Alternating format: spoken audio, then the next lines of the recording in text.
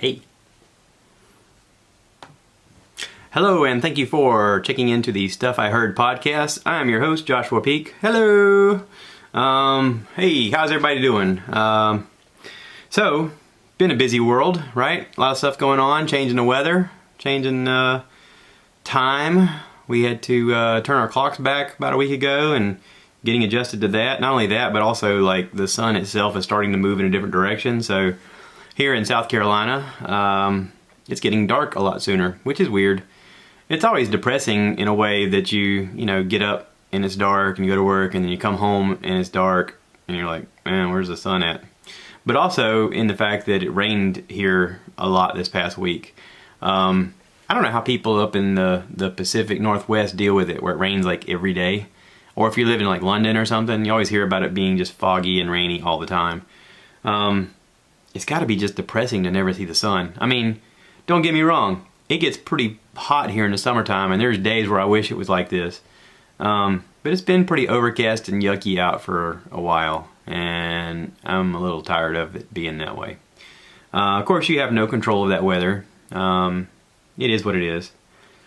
So, anywho, I would like to talk a little bit about Netflix and how Netflix, I think, is killing it in a lot of ways and also is going to suffer a little bit. Netflix, I'm sure you've probably heard, is going to lose the Marvel franchise and all of the Disney catalog whenever Disney Plus gets going. I think that's what Disney is calling their online service. It's going to be kind of like Netflix or kind of like Hulu. But I imagine, like, I haven't seen like an official story on this, but I imagine that Disney's going to outroll all of their platforms and all of their shows available on their service. Because I know that Disney owns like ABC and ESPN, and through ESPN owns a lot of other affiliates, and through ABC owns like Freeform and a couple of other channels. But I can only imagine that all of those shows are going to be available through their service as well as all of their content. Which makes sense. Like, if you were Disney, you would want to have ownership of your stuff so that you could reap the rewards of having your own stuff. I mean, let's face it, they're not going to quit making content. You also include all of the stuff that is now, since they've bought Fox, is all of the Fox content, all of the Star Wars content. You know, it just leaves such a large category of content that people would want to subscribe to. I think that when this launches, this Disney Plus, I think it is going to be the biggest boom in a long time of our financial and social and viewership that we've seen in the last 5 years. Since Netflix probably, hit the ground running, I want to say this is going to be the biggest thing. I know for me and my family, we'll probably end up getting it just because we like everything that is on there. We love the Star Wars franchise. We love all of the Marvel stuff. We love the superheroes. We love, definitely like the ESPN aspect of it. I mean, if you had that stuff, why would you even need to be streaming on DirecTV or Sling or whatever? You can get all of that content through there. I mean, unless you're just married to watching something on CBS or NBC. But then, nowadays you can use your antenna, your over-the-air antenna, to pick up that stuff. But, for Netflix, I would like to commend them on coming up with new content all the time that is good stuff. This past week I watched a show, thanks to a friend of mine that I grew up with, Thomas Jackson. Thomas Jackson is a retired Air Force, I want to say he's like an air chief mechanic or something. He works on planes, and he was in the Air Force until he retired, and then they hired him back as a civilian employee to continue doing what he was doing because he's so good at it and so few people are qualified to do what he knows how to do. Thomas Jackson and I really didn't have a friendship growing up as much as it was we knew each other and we communicated, and we had some sensible senses of humor and, I guess you'd say, morality. There were times growing up where things would happen and he always seemed to have a right and wrong compass about his personality that I sort of gravitated to and admired and emulated in a lot of ways, and maybe it was because we had similar upbringings. But he's definitely somebody that through Facebook, I've actually become better friends with than when I knew him personally. But he has similar taste in movies and shows, and when he recommends something on Facebook, I go, oh, I need to check that out, because he tends to like the things that I like. And he recommended this show called The Bodyguard. Now, when I was a kid, The Bodyguard came out as a movie with Kevin Costner and Whitney Houston, and it was like, you know, I'm going to protect you no matter what, and then they fall in love, and then, you know, it was one of those movies. It was a big hit at the time, but I didn't really care for it. And I saw this advertised as The Bodyguard, and I was like, I really hope it's not like Kevin Costner and Whitney Houston's movie. And it starts off, and it is not. And then at a certain point, it becomes kind of like that. And I thought, oh crap, this is going to just be like the movie. But then it turns in a different direction. When you least expect it, something tragic happens, and you go, wait, what just happened? And then it turns into a really intense thriller of a show. And I'm impressed with Netflix's ability to find shows, and their production level is very high. I don't know if they're like finding hit shows from other countries, because this is based in London, and I didn't recognize a lot of the characters. I know they all have to be like British actors or Scottish actors, or, you know, people in that area. But my wife walks in the room, and my wife has this thing for faces. She can just see a face and be like, oh, that's so-and-so. She walked in the room and glanced at this dude, and it was like a dark shot and everything, but she just glanced at him. She was like, oh, look, it's Robb Stark from Game of Thrones. I was like, Robb Stark? It is Robb Stark. Dang, how did you do that? She's just got a knack for that kind of stuff. She's got a thing for faces. I don't know what it is, but she's really got a thing for faces. She can watch pretty much any show and go, oh, you know them. They're from the show, you know, we used to watch. And I'm like, oh, okay. I don't remember that, but okay. But anyway, the show is great. Netflix knocked it out of the park with that. That is a good show. I really recommend it. Thomas, I appreciate the recommendation, brother. That was awesome. And I know he probably doesn't even listen to this. If anybody knows Thomas Jackson, reach out to him and say, hey, man, I heard Josh give you a shout out on the Stuff I Heard podcast. He'd be like, what? What are you talking about? But anyway, I just got done listening to Bert Kreischer's podcast, The Bertcast. Interview Fortune. How does he pronounce her name? Her last name? I gotta look on my phone. I don't want to like say it wrong, because I feel like I'll screw it up. Fortune Feimster is her name. You've probably seen her in different shows, different things on television. She's done a couple of movies now. She was on The Mindy Project. She was on Chelsea Handler show. She was on what's the one with Colin Hanks? You know, that show, All of Us or something like that. She's done a lot of cool shows. Let's see, what's it called? She was on Last Comic Standing. I'd have to Google her to give you more information. I'm just reading what's on here. Anyway, it's an interesting podcast. He talks to her about coming out and how difficult it was for her to realize that was her path, and how she got into comedy and how she got into writing, and she's from North Carolina. And, you know, oftentimes you hear about people who make it in showbiz, and, you know, oh yeah, I grew up in New York, or I grew up in California, and oh yeah, it's just, yeah, that seemed the way everybody else was going. I figure I'd go the same way. It's kind of cool when you hear about people from the Carolinas who just grew up like normal people and then thought, hey, let me give this a shot.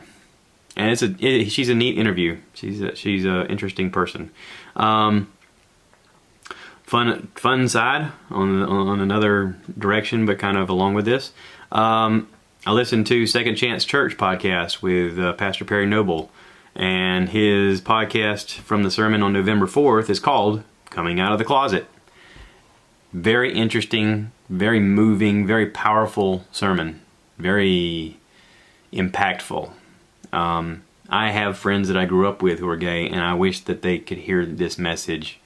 I wish that other people around them could hear this message. It's a good message.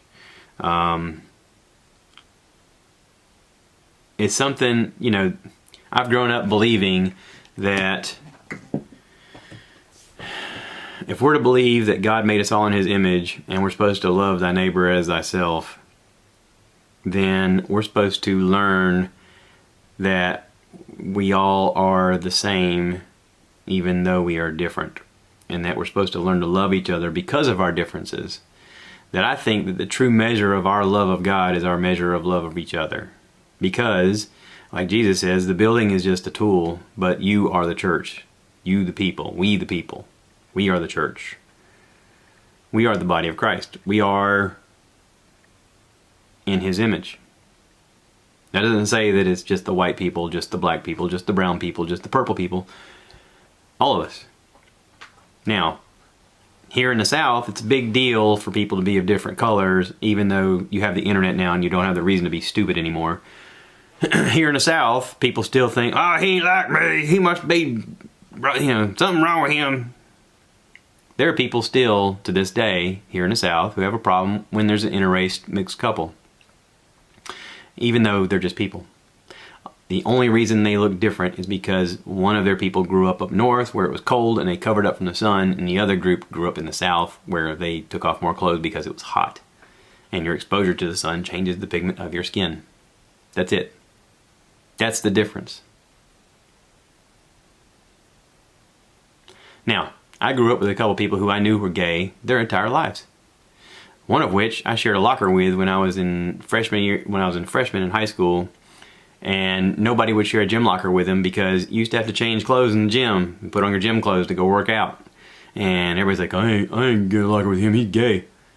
You're in the same locker room. Nothing's gonna happen. I mean, I literally knew this guy from 6th grade, 7th grade, 8th grade, and then now we're in 9th grade of high school. And everybody's giving him crap about, faggot, I ain't sharing a locker with you. Those are the terms used. And my mom raised me to have tolerance of everybody and to learn to love everybody and to realize that God made us all in his image and that we are all the same. And I knew Jimmy. His name was Jimmy. I'm not going to give you his last name because some people on the internet are trolls. But Jimmy was a nice guy. Jimmy was effeminate. Jimmy had girlfriends that he talked to and he was comfortable around, and that was it. But Jimmy was gay, and people wanted to harass Jimmy and give Jimmy a hard time, and I felt like Jimmy deserved a right to be happy like everybody else. And I told him, I said, I don't mind sharing a locker with you. And he was like, are you sure? I said, are you going to turn me gay? Is this like a magic thing? You're going to be like, hocus pocus poof, you're gay. No, I don't care. I'm cool with you, you're cool with me. Who gives a shit? So we shared a locker, and Jimmy was happy, and everybody else just left us alone. And, for whatever reason, time went by. And back then, the term gay or the term fag or whatever you call it was a derogatory term where you put people down. And, straight guys used to call each other that kind of stuff all the time. None of my friends did. But there were people who did. I heard it a lot. I heard it a lot with a lot of young men growing up. And I think a lot of it is testing the waters to see what words you can say to get a reaction and what you can do to anger other people. I think a lot of it is wanting to shock people to make them think that you're somehow edgier than they are. When in all honesty, you're just a dumb kid. We were all just dumb kids. And now Jimmy's a grown-up. And I heard through a friend that he later moved down to Charleston and that he owns a shop with his husband. And they have a couple kids. And they're happy. And good for you. I'm happy for you, man. We all deserve the right for happiness. We all deserve the right to understand about who we are and to plot our life and go in a direction that makes us happy. The fact that people of the church community may look at Jimmy and say, oh, he's going to hell. Why? Because he sins different than you do? Your judgment is just as sinful as his judgment of what he wants to do. Now, he didn't ask for this. God made him this way. Now, did God make him that way to make you angry? Or did God make him that way to test you, to see if you actually loved your neighbor as yourself? If you loved him like Christ would love him? Think about that. There's a lot of hatred out here in the world, and a lot of it is political nowadays. You know, the red versus the blue. And, you know, if you ain't for me, you're the enemy. You're going to send us to hell. And yeah. Calm down. Calm down. If you're watching television and all you're watching is your people tell you what you should be afraid of, there's something wrong with what you're watching, because you shouldn't be afraid.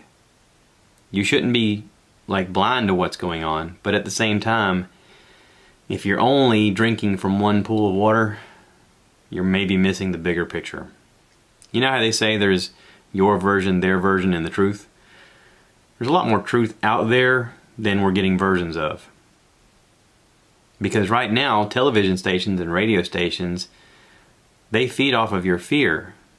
They want you to tune in, because if they make you afraid enough, tune in tomorrow to find out what else will hurt you. Oh no, I got to tune in tomorrow because you've bought into it. Because we are willing to take in the propaganda. Because they've won. They've made you afraid. They've sold you on being afraid. And I've had friends growing up that were afraid of gay people. I don't know if they thought they would be magically turned into gay, or if they thought that, oh, it's gonna ruin society. Why? Because they're gonna like poll to make things change in society that you aren't comfortable with. What are they gonna change? They're gonna decorate a little better. They're gonna treat people nicer. They're gonna drive up the real estate value because they have good jobs and they want to succeed in life. What's the problem? I had the pleasure of working with a young man recently who is in the National Guard, and he got a phone call while we were working, and they told him that they're sending National Guards from South Carolina down to the Texas border to stop people from marching from Panama into America. Now, there are currently thousands of people who are walking 600 miles from Panama to try and come to America for an opportunity for a better life.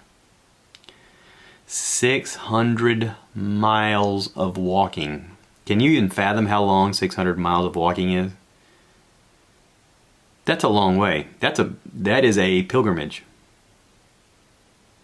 Sound familiar? Think about all the people who pilgrimaged from a country where life was so awful they got on ships and somehow aimed at night through the stars to aim towards land to hope for a better life. Are we doing the right thing? Is it the right stance to go, we need to stop them with military action? Is it the right thing? Because I can argue either point. Think about the fact of if you live right there and you hear that people are going to be walking onto your property and putting up a tent and living on your land, I could see where you'd be like, well, wait a second, this is my land, I paid for it. I mean, I take care of this land, I pay taxes on this land. You don't get to just live on my land. Or, this is the or are we supposed to be more Christ-like and say, you know what, you do have a bad situation, let me help you. Here's an opportunity. Here's an opportunity for me to get outside my comfort zone and offer you a chance at a better life. I'm waiting for someone to step up. There's billionaires in Texas. I'm waiting for one of them to step up and say, you know what? You guys deserve a chance. Because it is awful down in Panama. You are impoverished. It is the bad situation. Man, you deserve a chance. Let me offer up some land here. Let me help build you guys a place to live. Let me give you an opportunity to make a living.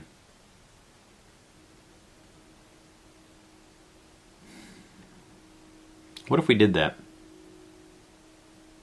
But instead, what are we going to do?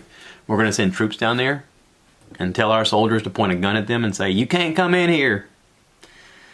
Is that the right thing to do? I don't know. I don't know. I mean, this is one of those situations where, again, I'm glad I'm not one of the decision makers in this. I'm fine at debating it. I'm fine at talking about it. I like talking about it. I like contemplating what if we did this or what if we did that. I can do that all day, just like you can. What I don't want is I don't want people just parroting whatever they heard on Fox News or CNN because their green or blue or red party told them this is what you're supposed to say. I know for a fact, because I was in the Marine Corps, that you can get a motivated first sergeant and tell them, listen, I want you to go down there and you to tell them this, and this is going to get them motivated. And you go, okay. And then you got an NCO come out there, or staff NCO come out there and say, I'll tell you what, man. And they spout you a sales pitch rhetoric to get you riled up. And then you point them at them and you say, those guys are coming over here to rape and kill your women and to destroy it. And you go, yeah. And you're supposed to fall in line and treat them like the enemy. What is the real enemy? What's the real heart of this? The real heart of this is poverty. The real heart of this is no jobs. The real heart of this is an overpopulation that needs a chance to make a living. Is America it? I don't know. We got jobs that we're sending to Mexico. Maybe Mexico would be it. But apparently not. We got Mexicans coming into America all the time, looking for a better life. I don't know. I don't know what the right thing to do is. I don't mind debating it. I don't mind having people talk about it. I just don't want that discussion to be just because party lines say that this is how you should react, or this is how your television says you should react. Television is not your ruler. And if you're letting it, then you're not living right. That's all. That's all I got to say. I also listened to Second Chance Church, his other podcast that came out this past Sunday. It's The Bible Says, in quotations. Powerful message. I recommend everybody check that out too. Pastor Perry Noble has a gift for speaking. He has lived a sinful life just like you and me, and he's been in a position of power, and for certain people that rubs them the wrong way because they go, well, I shouldn't listen to anything he says because he's a sinner. And you're not?